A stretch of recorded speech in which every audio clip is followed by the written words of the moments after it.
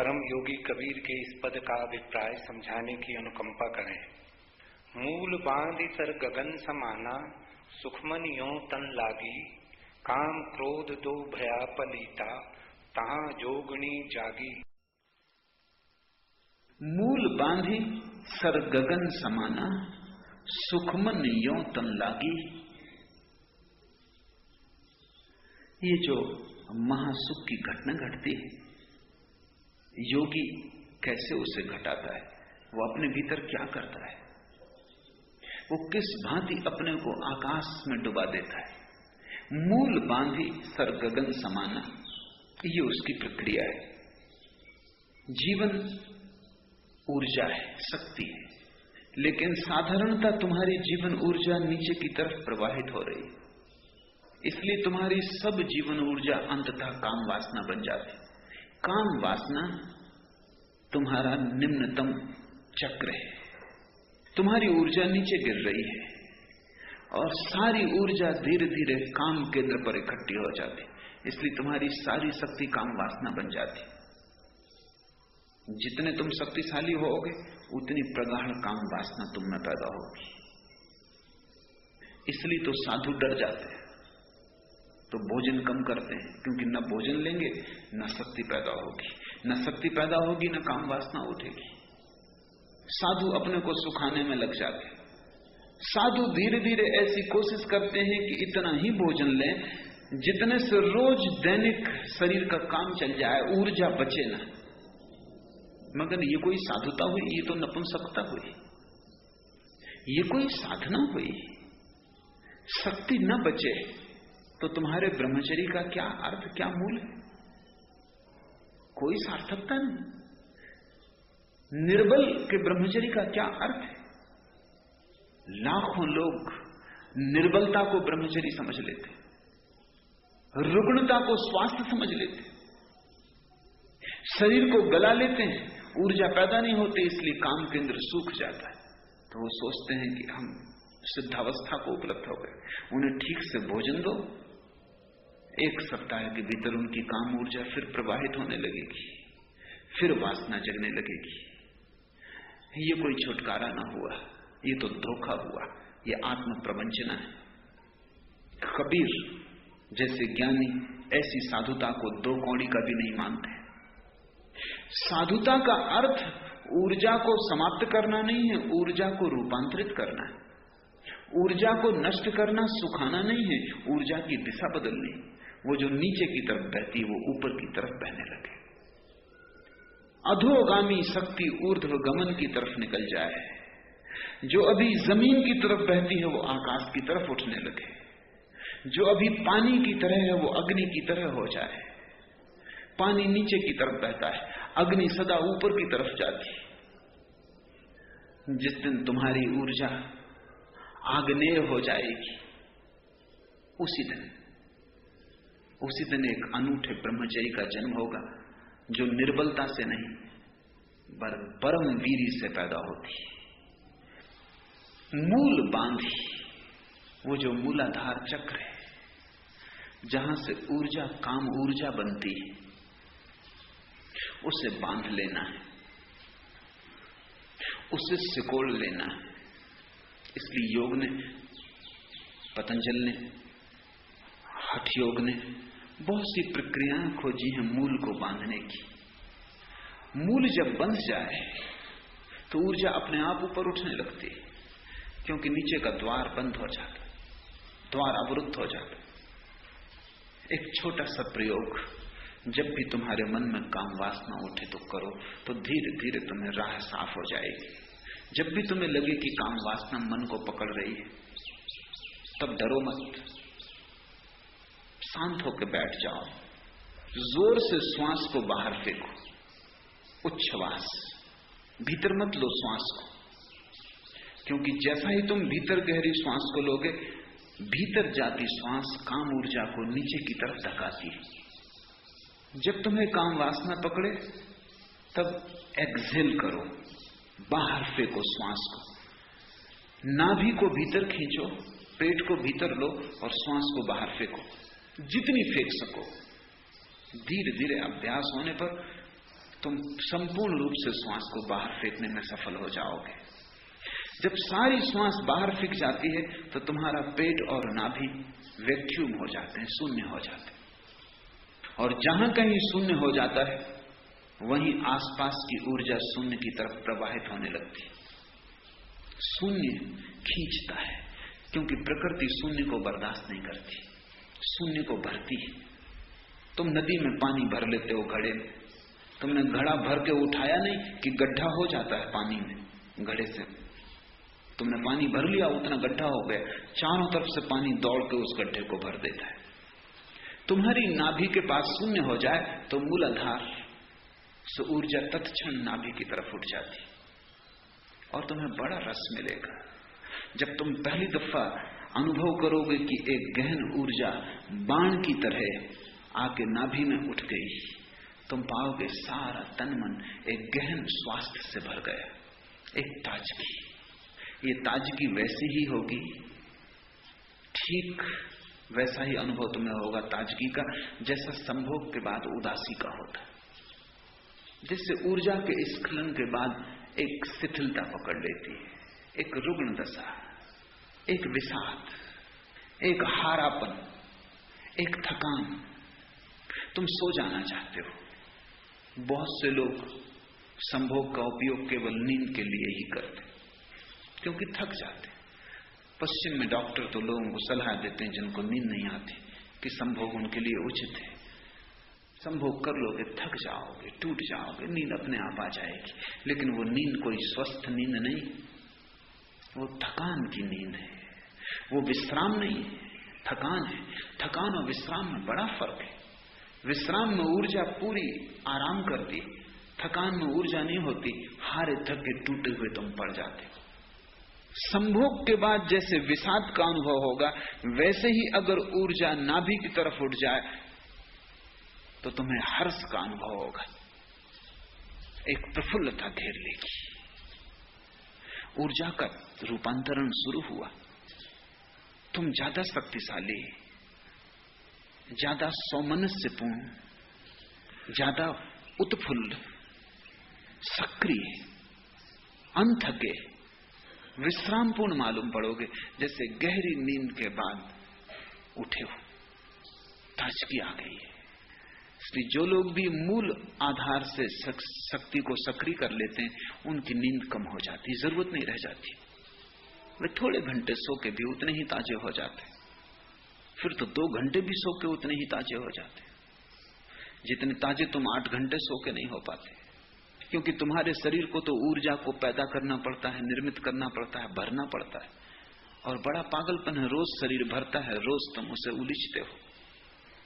यूं ही उम्र तमाम होती है। रोज भोजन लो, शरीर को ऊर्जा से भरो, फिर उसे उलीचो और फेंक दो। ऊर्जा का ऊर्ध्वगमन बड़ा अनूठा अनुभव है। और पहला अनुभव होता है मूलाधार से नाभि की तरफ जब संक्रमण होता है। ये मूल बंध की सहजतम प्रक्रिया है कि तुम श्वास को बाहर फेंक दो, नाभि शून्य हो जाएगी, ऊर्जा उठेगी नाभि की तरफ, मूल बंध का द्वार अपने आप बंद हो जाएगा। वो द्वार खुलता है ऊर्जा के धक्के से। जब ऊर्जा मूलाधार में नहीं रह जाती, धक्का नहीं पड़ता, द्वार बंद हो जाता। मूल बांधी सर गगन समाना। बस तुमने अगर एक बात सीख ली कि ऊर्जा कैसे नाभि तक आ जाए, शेष तुम्हें चिंता नहीं करनी। तुम ऊर्जा को जब भी काम वासना उठे नाभि में इकट्ठा करते जाओ। जैसे जैसे ऊर्जा बढ़ेगी नाभि में, अपने आप ऊपर की तरफ उठने लगेगी। जैसे बर्तन में पानी बढ़ता जाए तो पानी की सतह ऊपर उठती जाए। असली बात मूलाधार का बंद हो जाना है। घड़े की नीचे का छेद बंद हो गया, अब ऊर्जा इकट्ठी होती जाएगी, घड़ा अपने आप भरता जाएगा। एक दिन तुम अचानक पाओगे कि धीरे धीरे नाभि के ऊपर ऊर्जा आ रही। तुम्हारा हृदय एक नई संवेदना से आप्लावित हुआ जा रहा है। तुम कहते हो कि तुम प्रेम करते हो, लेकिन तुम कर नहीं सकते क्योंकि तुम्हारे हृदय में ऊर्जा नहीं है।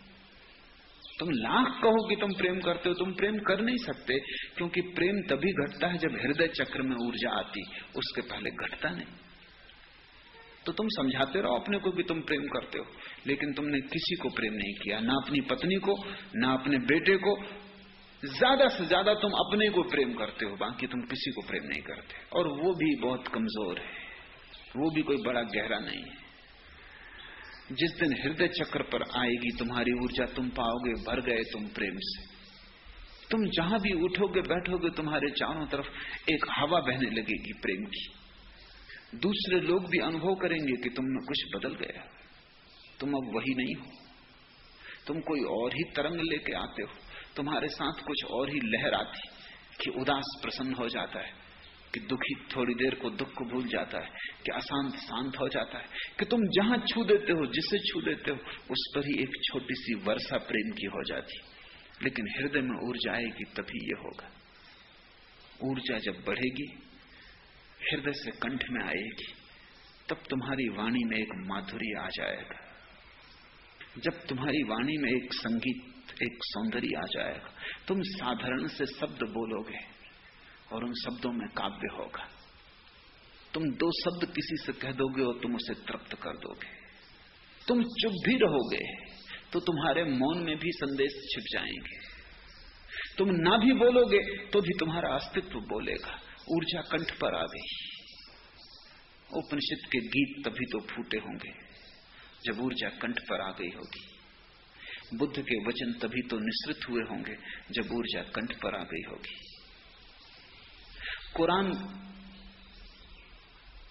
के वचन साधारण वचन है, लेकिन जब मोहम्मद ने उन्हें कहा था तब उन वचनों में कुछ बात ही और थी। तब वे किसी और ही लोक से आते थे। तुम भी उनको दोहरा सकते हो, लेकिन तुम्हारी ऊर्जा जहां होगी उन शब्दों में वही गुणधर्म प्रविष्ट हो जाएगा। अगर काम वासना से भरा हुआ आदमी कुरान को कितने ही तरन्नुम से गाए तो भी वो कव्वाली ही होगी। वो कुरान हो नहीं सकता, क्योंकि कुरान का संबंध शब्दों से थोड़ी है, तुम्हारी जीवन ऊर्जा से है। और अगर मोहम्मद कव्वाली भी गाएं तो वो कुरान हो जाएगा। उन शब्दों में भी नए भाव आविर्भूत हो जाएंगे, नई कौपलें लग जाएंगी, नए फूल लग जाएंगे। कृष्ण ने गीता कही, वो कंठ से आई ऊर्जा की अभिव्यक्ति है, अभिव्यंजना है। कितने लोग गीता को कंठस्थ किए और कितने लोग रोज उसका पाठ करते रहते, कितने हजारों पाठ कर चुके। लेकिन अगर काम ऊर्जा मूलाधार से गिर रही है तो गीता तुम गाते रहो, वो गीता तुम्हारी ही होगी, भगवत गीता नहीं हो सकती। भगवत गीता होने के लिए तो चेतना का भागवत हो जाना जरूरी है। ऊर्जा ऊपर उठती जाती, एक घड़ी आती कि तुम्हारे तीसरे नेत्र पर ऊर्जा का आविर्भाव होता है। तब तुम्हें पहली दफा दिखाई पड़ना शुरू होता है। तुम अंधे नहीं होते, उसके पहले तुम अंधे हो, क्योंकि उसके पहले तुम्हें सिर्फ आकार दिखाई पड़ते हैं, निराकार नहीं दिखाई पड़ता, और वही असली में है। सब आकारों में छिपा है निराकार। आकार तो मूलाधार में बंधी हुई ऊर्जा के कारण दिखाई पड़ते, अन्यथा कोई आकार नहीं। तुम कहां समाप्त होते हो, कहां तुम्हारी सीमा है, कहां तुम शुरू होते हो? न कोई कहीं शुरू होता है, न कोई कहीं समाप्त होता है। सारा जगत संयुक्त है। तुम झाड़ों से जुड़े हो, पहाड़ों से जुड़े हो, चांद तारों से जुड़े हो।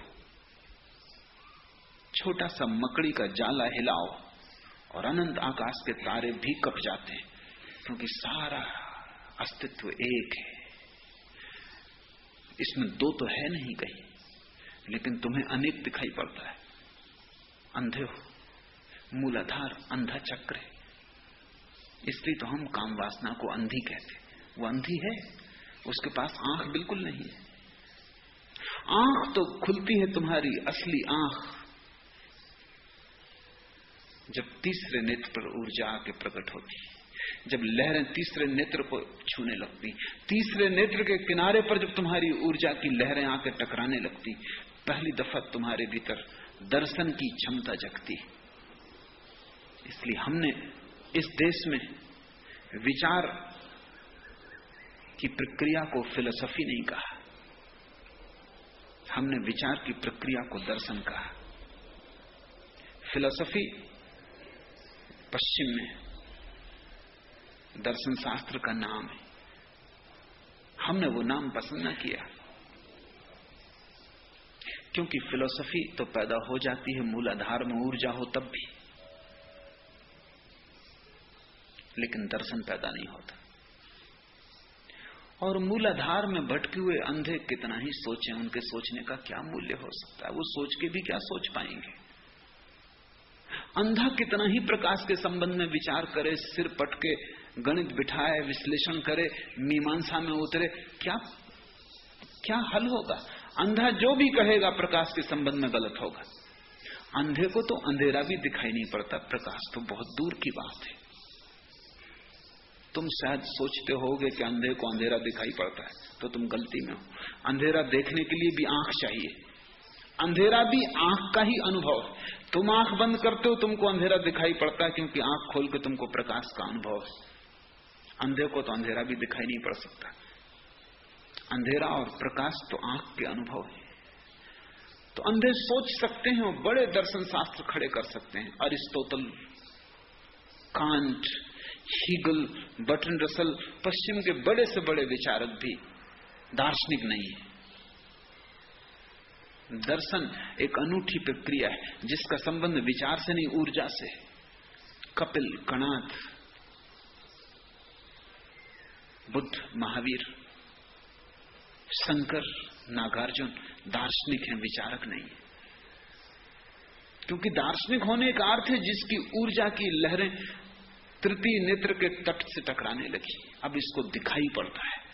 ये कोई सिद्धांत नहीं बनाता है, इससे जो दिखाई पड़ता है उसे सिद्धांत में बांधता है। ये टटोलता नहीं अंधेरे में, इसे जो दिखाई पड़ता है उसे शब्दों में उतारता है ताकि अंधों तक शब्द पहुंचाया जा सके। और जब तुम्हारे जीवन में आंख आती तब सिवाय परमात्मा के कुछ भी नहीं दिखाई पड़ता, सारा संसार माया हो जाता है, सिर्फ परमात्मा सच होता है। अभी माया सच है, परमात्मा एकमात्र असत्य है। तो तुम लाख कहो कि हम मानते हैं, लेकिन तुम जानते हो कि परमात्मा है नहीं। मानोगे तुम कैसे? जिसे जाना नहीं उसे मानोगे कैसे? जिसे देखा नहीं उसे तुम मानोगे कैसे? भीतर तो संदेह बना ही रहता है। पूज लेते हो मंदिर में जाके, हाथ जोड़ के मूर्ति के सामने खड़े हो जाते हो, जरा गौर करना, भीतर तुम संदेह के कीड़े को सरकता हुआ पाओगे। लेकिन झुक जाते हो डर के कारण, पता नहीं हो ही पीछे पछताना पड़े।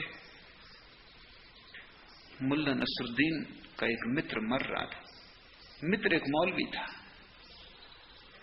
पंडित था बड़ा, लेकिन मरते वक्त उसे भी कठिनाई होने लगी, क्योंकि पांडित्य मृत्यु में तो साथ देता नहीं। वो डरा। अब तक तो कहता रहा कि ईश्वर है, ये है, वो है, सब सिद्धांत, लेकिन अब उसे समझ में ना आए कि क्या करे, मौत करीब आ गई, क्षण भर की देरी है, क्या होगा क्या ना होगा। किसी ने कहा कि तुम मुल्ला नसरुद्दीन को क्यों नहीं बुला लेते, वो बड़ा ज्ञानी है, मरता क्या ना करता, डूबते तिनके का सहारा ले लेते हैं। हो चलो बुला लो। नसरुद्दीन को संदेह तो था, भरोसा तो था नहीं, लेकिन कोई हर्जा नहीं। नसरुद्दीन आया और उसने कहा ठीक, तुम प्रार्थना करो कि हे परमात्मा, हे शैतान, मुझे संभाल। उसने कहा ये किस प्रकार की प्रार्थना है?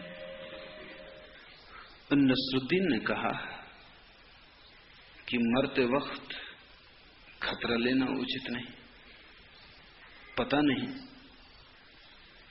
परमात्मा हो या ना हो, और पता नहीं शैतान ही हो।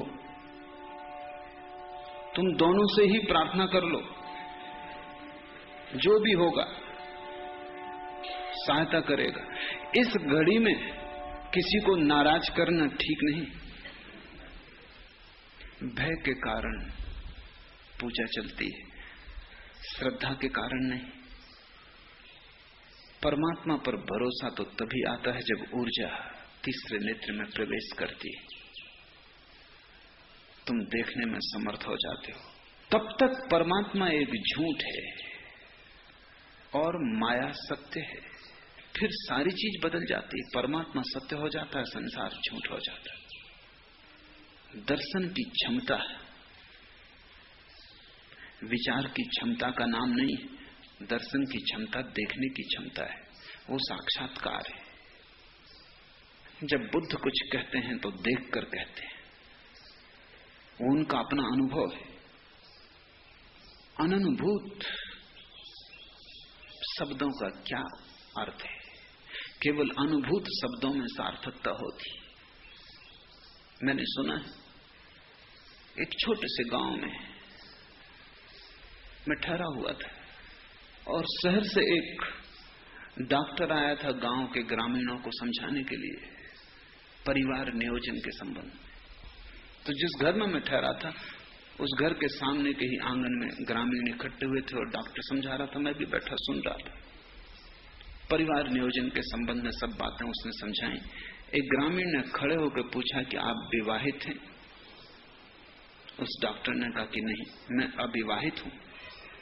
वो ग्रामीण हंसने लगा और भी हंसने लगे दूसरे ग्रामीण। तो उस डॉक्टर ने पूछा मामला क्या है? तो उस ग्रामीण ने कहा बंदर क्या जाने अदरक का स्वाद। लेकिन जीवन में जिन चीजों का तुम्हें कोई स्वाद नहीं मिला है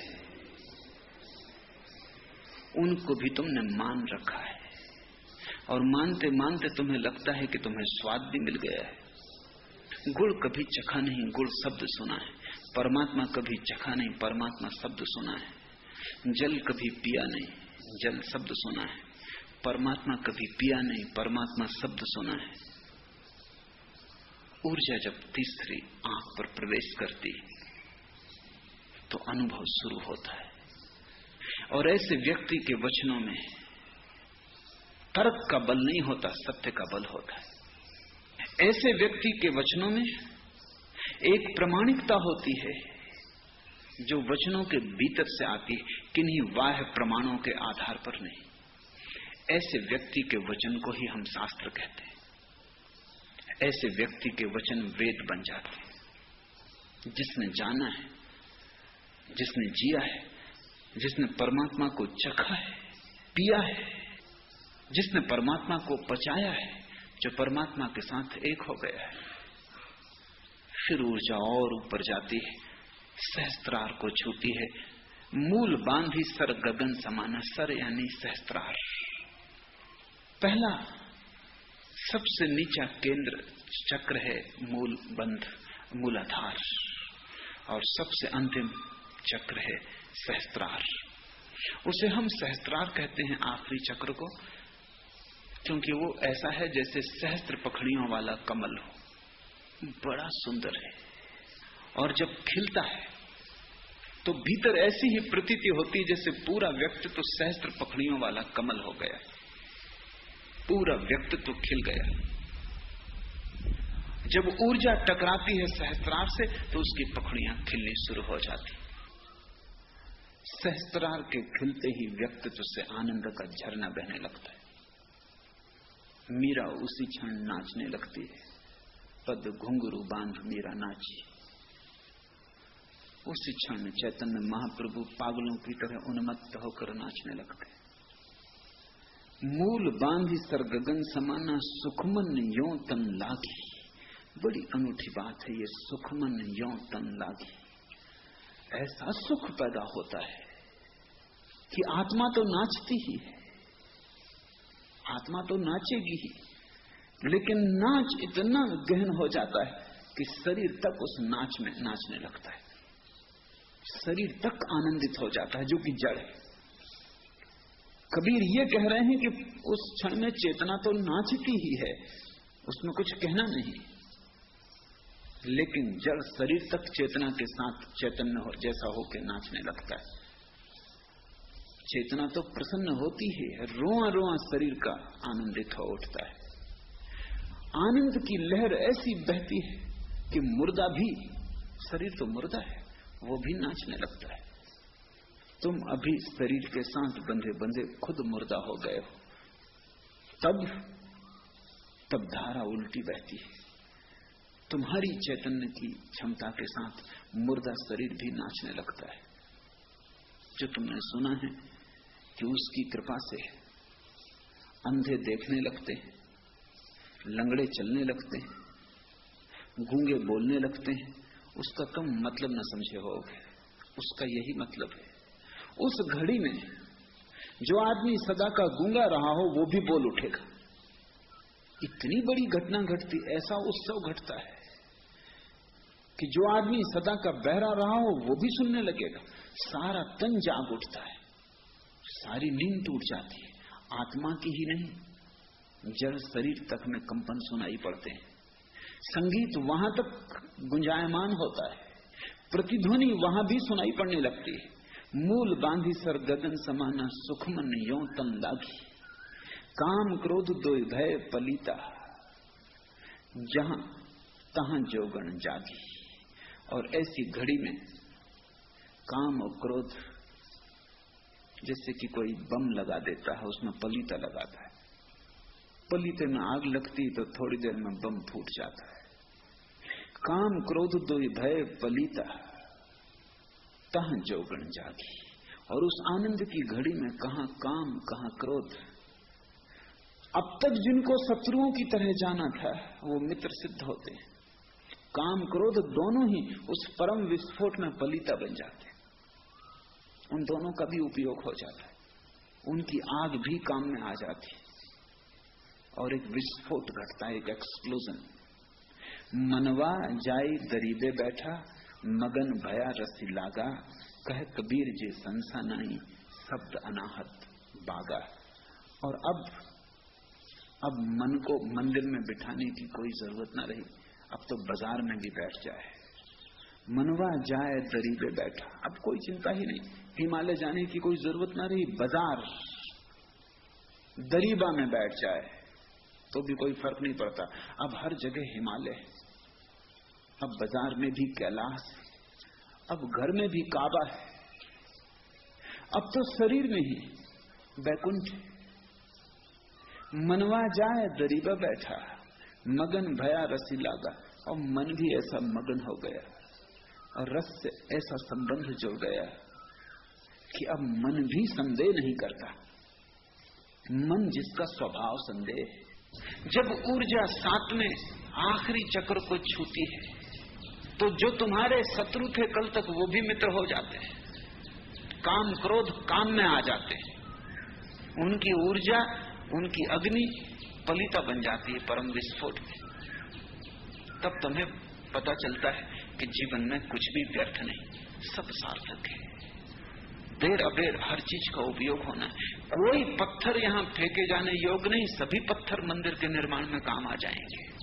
इसलिए जल्दी मत करना फेंकने की और दुश्मनी मत करना।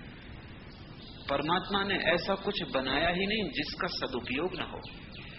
ये हो सकता है आज तुम्हें कोई उपयोग न सूझे और आज तुम जिस पत्थर को फेंक दो कल तुम पछताओ।